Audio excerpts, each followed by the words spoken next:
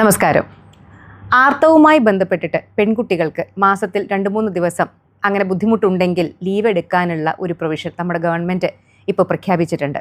അപ്പോൾ അതിനെ ചുറ്റിപ്പറ്റി ധാരാളം ഡിസ്കഷൻസ് ഇപ്പോൾ സോഷ്യൽ മീഡിയയിൽ നടക്കുന്നുണ്ട്. അതിൽ തന്നെ ചില സ്ത്രീകൾ, സാധാരണ സ്ത്രീകളൊന്നുമല്ല, വളരെയധികം പഠിപ്പും വിവരവും അല്ലെങ്കിൽ വലിയ വലിയ സ്ഥാനമാനങ്ങളിലിരുന്ന പല സ്ത്രീകളും അതിനെപ്പറ്റി വളരെ തെറ്റിദ്ധാരണാജനകമായിട്ടുള്ള അല്ലെങ്കിൽ റിഗ്രസീവായിട്ടുള്ള പല അഭിപ്രായ പ്രകടനങ്ങൾ നടത്തിയതായിട്ട് കാണുകയുണ്ടായി. സോ അതിനെപ്പറ്റി ഒരു ക്ലാരിഫിക്കേഷൻ ആസ് എ ഡോക്ടർ, അതെന്തുകൊണ്ടാണ് പറയുന്നത് വെച്ച് കഴിഞ്ഞാൽ, ഒരു 14 വയസ്സുകാരിയായിട്ടുള്ള ഒരു പെൺകുട്ടിയുടെ അമ്മ എന്നുള്ള രീതിയിലും അതിനേക്കാൾ ഉപരി ഇങ്ങനെയുള്ള ബുദ്ധിമുട്ടുകളുമായിട്ട് ദൈനംദിനം നമ്മളെ ധാരാളം പെൺകുട്ടികൾ വന്ന് കാണാറുണ്ട്. അപ്പോൾ ആ പ്രായത്തിലുള്ള കുട്ടികളുടെ ആർത്തവ ബുദ്ധിമുട്ടുകൾ ഡീല് ചെയ്യുന്ന ഒരു ഡോക്ടർ എന്നുള്ള രീതിയിലും ഇതിനെപ്പറ്റി സംസാരിക്കേണ്ടത് വളരെയധികം അത്യാവശ്യമാണ് എന്ന് എനിക്ക് തോന്നിയത് കൊണ്ടാണ് ഞാൻ ഇന്നീ ഒരു കാര്യം അല്ലെങ്കിൽ ഈ ഒരു ടോപ്പിക്ക് ഡിസ്കഷന് വേണ്ടി എടുത്തത്. നോക്കൂ, ആദ്യമേ പറയട്ടെ, ഗവൺമെൻറ് പറഞ്ഞിരിക്കുന്നത് എല്ലാ പെൺകുട്ടികളും 3 ദിവസം മാസം അവരുടെ പീരീഡ്സിൻ്റെ സമയത്ത് അവധി നിർബന്ധിതമായിട്ട് എടുക്കണം, അല്ലെങ്കിൽ നിർബന്ധിത അവധിയൊന്നുമല്ല ഇത്. ബുദ്ധിമുട്ടുള്ള കുട്ടികൾക്ക് വേണമെങ്കിൽ എടുക്കാം എന്ന് മാത്രമാണ് അതിൻ്റെ പ്രൊവിഷൻ, അല്ലാതെ ഇത് നിർബന്ധിത അവധിയല്ല. നമുക്കറിയുന്ന പോലെ തന്നെ പലരും ഇതിന് പറഞ്ഞിരിക്കുന്ന ഒരു വാദം കേട്ടപ്പോൾ, അപ്പോൾ ഇപ്പോൾ ഇത്രയും കാലം എന്നും കേൾക്കുന്നതൊക്കെ തന്നെയാണ്. ഇപ്പോൾ പ്രസവത്തിനെ പറ്റി പറയുമ്പോഴും ആർത്തവത്തിനെ പറ്റി പറയുമ്പോഴും ഇപ്പോഴാണല്ലോ ഇതൊക്കെ വലിയ വലിയ പുകിലായത്, ഇപ്പോഴാണല്ലോ ഇതിനൊക്കെ ഭയങ്കര കൊട്ടിഘോഷിക്കപ്പെട്ടത്.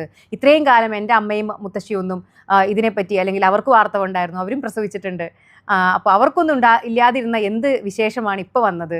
ഇപ്പോൾ ഈ സ്ത്രീകൾ തന്നെ പലരും പറഞ്ഞത് ഇത് ആ പെൺകുട്ടികളുടെ ഒരു സ്വകാര്യതയാണ്, ഇത് സ്വകാര്യതയിലേക്കുള്ള കടന്നുകയറ്റമാണ്, നാണക്കേടാണ്, എന്തൊക്കെയാണ് പറയുന്നത്. എന്ത് നാണക്കേട്! എനിക്ക് ആദ്യമേ പറയാനുള്ളതാണ്, ഈ നാണക്കേട് എന്നുള്ളൊരു വാക്ക് ഇതിൻ്റെ 7 അയലത്ത് പോലും വരാൻ നമ്മൾ സമ്മതിക്കരുത്. എന്ത് നാണക്കേട്! നമ്മൾ സംസാരിക്കുന്നത് നിങ്ങളുടെ വീട്ടിലെ പെൺകുട്ടി അടുത്ത വീട്ടിലെ വാഴക്കൊലം മോഷ്ടിച്ചതിനെ പറ്റിയിട്ടോ, അല്ലെങ്കിൽ അടുത്ത വീട്ടിലെ കോഴിക്കൂട്ടിൽ നിന്ന് കോഴിമുട്ട മോഷ്ടിച്ചതിനെ പറ്റിയിട്ടോ ഒന്നുമല്ല നാണക്കേട് എന്ന് പറയാൻ. ഇതിലൊരു നാണക്കേടുമില്ല. ഇത് ഫിസിയോളജിക്കലായിട്ട് എല്ലാ പെൺകുട്ടികൾക്കും എല്ലാ സ്ത്രീകൾക്കും ഉണ്ടാവുന്ന മാസം ഉണ്ടാവുന്ന ഒരു ഫിസിയോളജിക്കൽ പ്രോസസ്സാണ്. അതിൽ ബുദ്ധിമുട്ട് അനുഭവിക്കുന്നവരുണ്ട്, അനുഭവിക്കാത്തവരുണ്ട്. പല രീതിയിലാണ് ആർത്തവം ഓരോ സ്ത്രീകളെയും പെൺകുട്ടികളെയും ബാധിക്കുന്നത്. അപ്പോൾ അതിനനുസരിച്ചിട്ട് അവർക്ക് ഒരു സപ്പോർട്ട് എന്നുള്ള രീതിയിലാണ് ഇങ്ങനെയൊരു സജഷൻ മുന്നോട്ട് വന്നിരിക്കുന്നത്. അതിനെ നമ്മൾ സ്വാഗതം ചെയ്യുക തന്നെയാണ് വേണ്ടത്. ഇതിലെവിടെയാണ് നാണക്കേട്?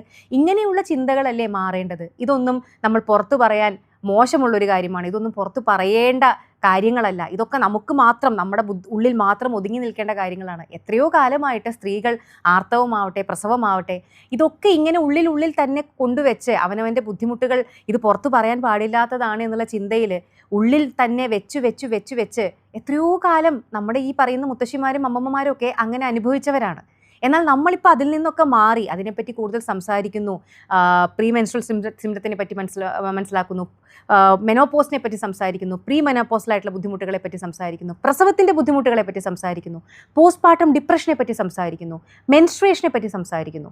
ഇന്ന് നമ്മൾ ഈ പറയുന്ന കാര്യങ്ങൾ ഇത്രയും കാലം ഒരു വിലക്ക് കൽപ്പിച്ചിരുന്ന, അല്ലെങ്കിൽ പരസ്യമായിട്ടല്ലെങ്കിലും ഇതൊന്നും, ഇപ്പോൾ ഒരു ഫാർമസിയിൽ നിന്ന് ഒരു പാഡ് വാങ്ങുന്ന സമയത്ത്, സാനിറ്ററി നാപ്കിൻ വാങ്ങുന്ന സമയത്ത് പൊതിഞ്ഞാ തരിക.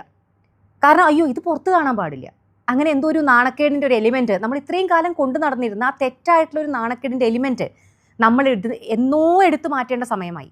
അതിനുള്ള കാര്യങ്ങളുമായിട്ടാണ് ഇപ്പോൾ സമൂഹം മുന്നോട്ട് പോയിക്കൊണ്ടിരിക്കുന്നത്. അപ്പോഴാണ് ഇങ്ങനെ, അതായത് പെൺകുട്ടികൾ ആ ദിവസങ്ങളിൽ ലീവ് എടുത്തു കഴിഞ്ഞാൽ അവർക്ക് പീരീഡ്സ് ആണെന്ന് എല്ലാവരും അറിയില്ലേ? എന്താ അറിഞ്ഞാൽ കുഴപ്പം? ഇതെന്താ അറിയാൻ പാടില്ലാത്ത എന്തെങ്കിലും രഹസ്യം വല്ലതുമാണോ?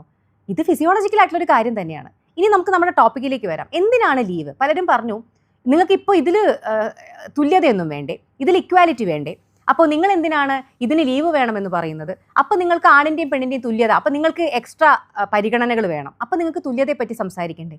നോക്കൂ, ഈ തുല്യത എന്ന് പറഞ്ഞു കഴിഞ്ഞാൽ എന്താണ് ജെൻഡർ ഇക്വാലിറ്റി? ആണ് ചെയ്യുന്നതൊക്കെ പെണ്ണും, പെണ്ണ് ചെയ്യുന്നതൊക്കെ ആണും ചെയ്യുന്നതല്ല ജെൻഡർ ഇക്വാലിറ്റി. ഓരോ ജെൻഡറും അനുഭവിക്കുന്ന ബുദ്ധിമുട്ടുകൾ കണ്ടറിഞ്ഞ് അതിനെ അഡ്രസ്സ് ചെയ്ത് അതിനെ ഒരു സമൂഹം എന്നുള്ള രീതിയിൽ എങ്ങനെ നമുക്ക് സപ്പോർട്ട് ചെയ്ത് കൊടുക്കാൻ പറ്റും, ആ ജെൻഡറിനെ നോർമലായിട്ടുള്ളൊരു ലൈഫ് മുന്നോട്ട് കൊണ്ടുപോകാൻ വേണ്ടി നമുക്ക് എങ്ങനെ സപ്പോർട്ട് ചെയ്യാൻ പറ്റുമെന്ന് കണ്ടറിഞ്ഞ് പെരുമാറുന്ന ആ ഒരു മാനുഷിക മൂല്യത്തിനും സമൂഹത്തിൻ്റെ അങ്ങനെയുള്ള ചിന്തകൾക്കുമാണ് ജെൻഡർ ഇക്വാലിറ്റി എന്ന് നമ്മൾ പറയുന്നത്. അല്ലാതെ ആണിന് പീരീഡ്സ് ഇല്ല, ആണിന് അങ്ങനത്തെ ബുദ്ധിമുട്ടുകളില്ല, പക്ഷേ സ്ത്രീക്ക് പീരീഡ്സ് ഉണ്ട്, എല്ലാ മാസം ബുദ്ധിമുട്ടുന്ന സ്ത്രീകളുണ്ട്. ആണ് പ്രസവിക്കുന്നില്ല, സ്ത്രീകൾ പ്രസവിക്കുന്നുണ്ട്, ഗർഭകാലം കൊണ്ടു നടക്കുന്നുണ്ട്. അപ്പോൾ രണ്ടുപേരുടെയും ജീവിതങ്ങൾ തമ്മിൽ ബയോളജിക്കലായിട്ടും ഫിസിയോളജിക്കലായിട്ടും സൈക്കോളജിക്കലായിട്ടും എല്ലാ രീതിയിലും ഡിഫറെൻ്റ് ആണ്. അപ്പോൾ എങ്ങനെയാണ് ഇക്വാലിറ്റി നമുക്ക് കൊണ്ടുവരാൻ സാധിക്കുക? ഇവരുടെ രണ്ടുപേരുടെയും അവരവരുടേതായിട്ടുള്ള പ്രശ്നങ്ങൾ അഡ്രസ്സ് ചെയ്ത് നമുക്ക് കൊടുക്കാൻ പറ്റുന്ന സപ്പോർട്ട്. അപ്പോൾ സ്ത്രീകളെ, പെൺകുട്ടികളെ വെച്ച് നോക്കുമ്പോൾ ഇപ്പം നിങ്ങൾക്ക് അറിഞ്ഞൂടെ, ആർത്തവം എന്ന് പറയുന്നത് ഇന്ന് പെൺകുട്ടികൾ വളരെ നേരത്തെ വരുന്നു. പണ്ടൊക്കെ 13, 14, 15 വയസ്സിൽ വന്നിരുന്നത് ഇന്ന് 9, 10, 11 വയസ്സ്. വളരെ, അതായത് കുട്ടികൾ ഒരു 4ാം ക്ലാസ് 5ാം ക്ലാസ് ഒക്കെ ആകുമ്പോഴേക്കും തന്നെ പീരീഡ്സ് ആവുന്ന ഒരു അവസ്ഥയാണ്.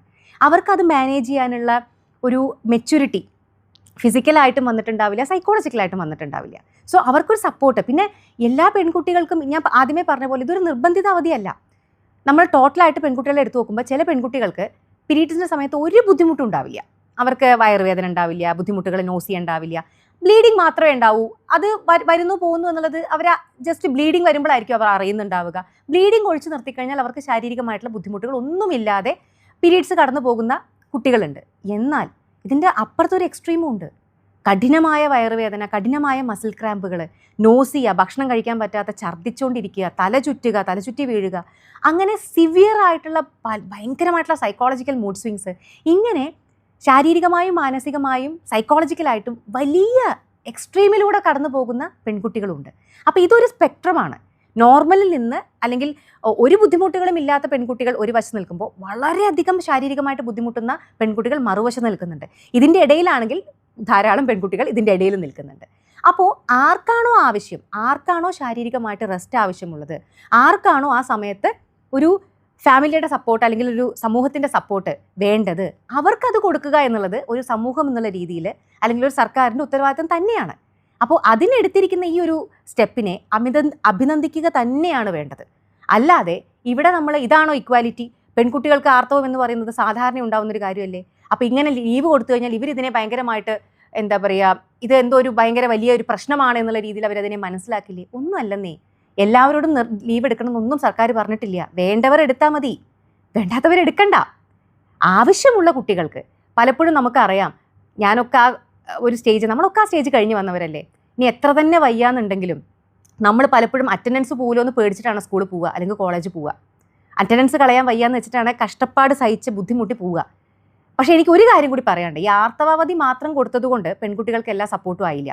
പലരും ആ സമയത്ത് സ്കൂളിൽ പോവാതിരിക്കാനുള്ള കാരണങ്ങൾ വേറെയും ഉണ്ട്. അത് ശാരീരികമായിട്ടുള്ള ബുദ്ധിമുട്ടുകൾ മാത്രമല്ല, പ്രോപ്പറായിട്ട് വൃത്തിയുള്ളൊരു ടോയ്ലറ്റ് അധിക സ്കൂളുകളിലും കോളേജുകളിലും ഉണ്ടാവില്ല.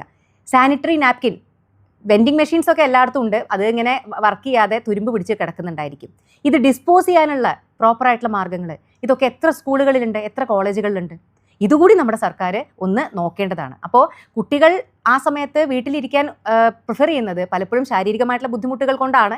വേറെയും കാരണങ്ങളുണ്ട്. അത് പ്രോപ്പറായിട്ടുള്ള സാനിറ്ററി പാഡുകൾ ലഭ്യമല്ലാത്തത് കൊണ്ടും, അവർക്കൊന്ന് പാഡ് മാറ്റണമെങ്കിൽ അതിന് വൃത്തിയായിട്ടുള്ളൊരു സാഹചര്യം ഇല്ലാത്തത് കൊണ്ടും, ഉപയോഗിച്ച പാഡ് ഡിസ്പോസ് ചെയ്യാനുള്ള സൗകര്യങ്ങളില്ലാത്തത് കൊണ്ടും, പ്രോപ്പറായിട്ട് നമുക്ക് എത്ര സ്കൂളുകളിലും എത്ര കോളേജുകളിലും പ്രോപ്പറായിട്ട് അവർക്കൊന്ന് റെസ്റ്റ് എടുക്കാനുള്ള റൂമുണ്ട്. അവർക്കൊന്ന് വയ്യ, അവർക്ക് വയറുവേദന വന്നു, ഛർദ്ദിക്കാൻ വന്നു, തല ചുറ്റുന്നു, ഒന്ന് പോയിട്ട് പലപ്പോഴും സ്റ്റാഫ് റൂമിലായിരിക്കും കിടത്തുക അല്ലേ.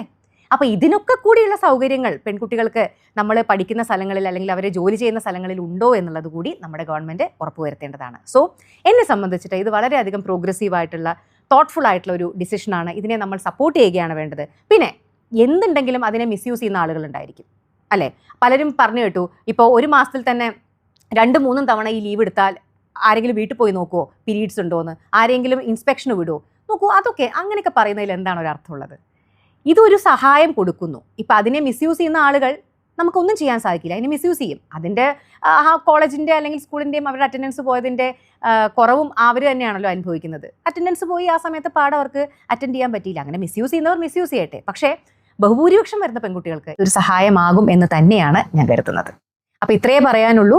നിങ്ങൾക്ക് ഈ പറഞ്ഞ കാര്യങ്ങളിൽ എന്തെങ്കിലും കഴമ്പുണ്ടെന്ന് തോന്നുന്നുണ്ടെങ്കിൽ മാക്സിമം പേരിലേക്ക് ഒന്ന് ഷെയർ ചെയ്തെത്തിക്കുക കേട്ടോ.